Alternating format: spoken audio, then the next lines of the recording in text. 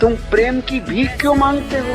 जरा सोचो, जिस प्रेम को भीख में मांगना पड़े वह प्रेम क्या प्रेम होगा? भीख केवल दया होती है, और प्रेम अगर दया बन जाए तो वो जहर है।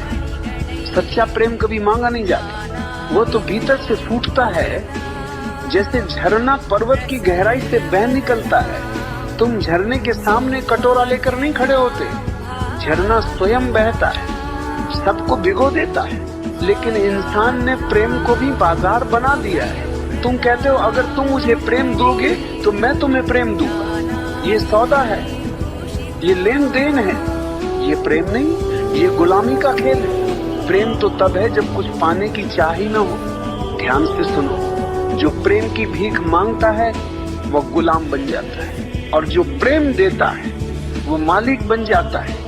और मालिक और गुलाम के बीच प्रेम नहीं होता।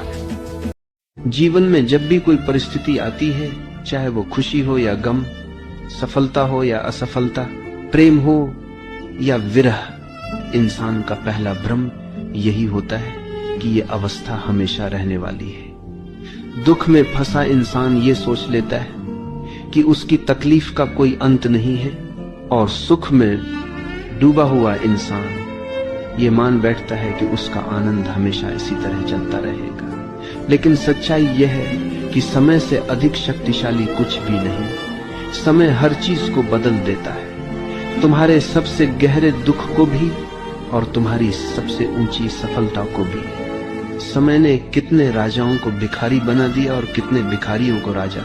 समय ने सबसे बड़े प्रेम को स्मृति बना दिया और सबसे बड़े युद्ध को केवल इतिहास की किताबों में दर्ज कर दिया। यही जीवन का अनिवार्य नियम है कि कुछ भी स्थायी नहीं। तुमने कभी गौर किया, जब तुम किसी काम को करने के लिए राजी नहीं होते तब तुम कहते हो कि तुम आलसी हो, लेकिन जब तुम्हें अपनी प्रेमिका से मिलना हो तब तुम्हारा आलस्य कहां चला जाता है? तब तो तुम मीलों पैदल चल सकते हो।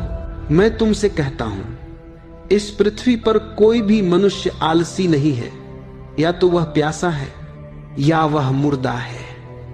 तुम्हारा आलस्य सिर्फ यह बताता है कि तुम जो कर रहे हो उसमें तुम्हारा कोई रस नहीं है, तुम किसी और के द्वारा ढोए जा रहे हो।